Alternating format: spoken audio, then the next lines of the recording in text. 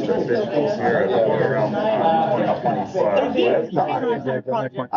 And Eric Blaine, aka the Killer Clowns from Outer Space. Right on. Awesome. First of all, thank you for taking the time to swim in the bowl with me.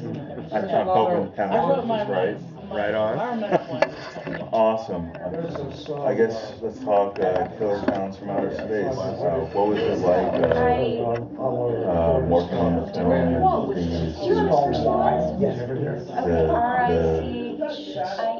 being the antagonist of the film? It was surreal, and it's surreal being asked about it. It's just, the whole thing is just weird. Simply that. It was weird doing the shoot, when they put you in costume, they glue the back shut, and then you're locked in the costume and can't get out and you do the scene. That's already surreal, then they have to flip the back and do the scene. Right. But like this scene here, just sucking the blood out of the cocoon. I mean, that was really weird doing it. When you see the blood coming up. Yeah. And then you form her up and the red eye.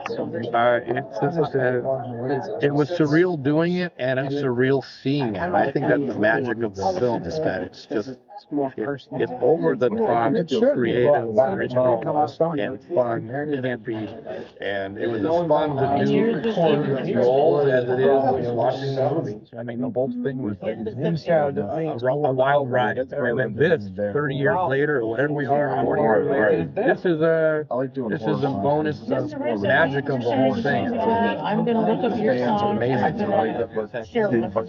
You guys have anything like direction for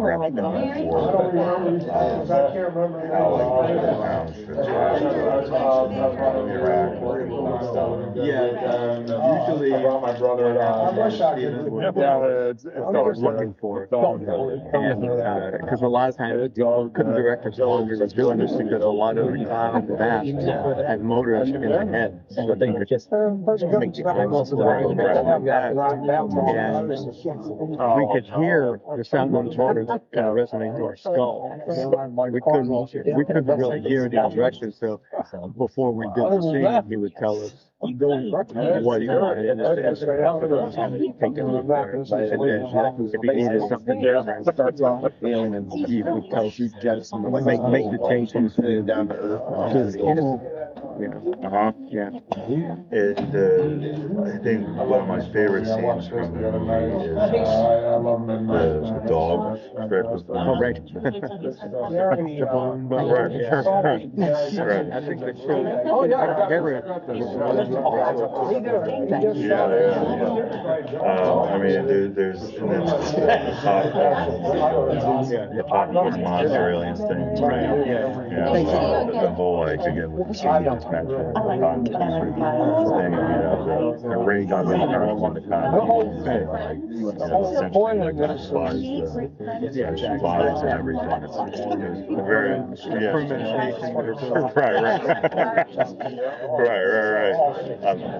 Everything about it is one of my full classic 80s campy E-grade films, and I mean E-grade is what I like most. It's because like you can get away with doing stuff that E-grade can't really get away with. But I personally, especially as of lately, think that horror and horror genre expected stuff from what I grew up with in the 80s and 90s. And you include I was alive in part of it, but you include the 70s too. The prime time for making some of the most classic horror sci-fi films. Like you said, it's incredible to see what opinion based, especially 30 plus years later. As well as video which just happened. Thing I just ran and branches. Well, I know it's a right side. I think they all want to stabilize it. As a sequel to sequel. Or three new films or two sequels or something. You know, I think it's just like the time to really get in and like maybe I hope the rights issues get resolved. You know, we can finally get a much deserved. So yeah, it's like Freddie versus Jason. Yeah, Like we had to wait, like almost 20 years for that to happen. And same thing with ABP. 20 years.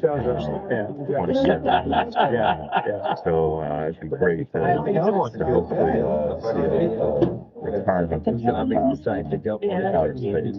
Oh yeah, we've been waiting for 40 years. Better do it soon before we can't do it. Right.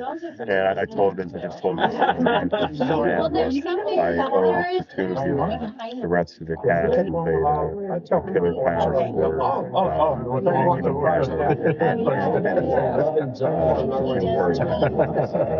for making me have recurring killer pound dream. There you go.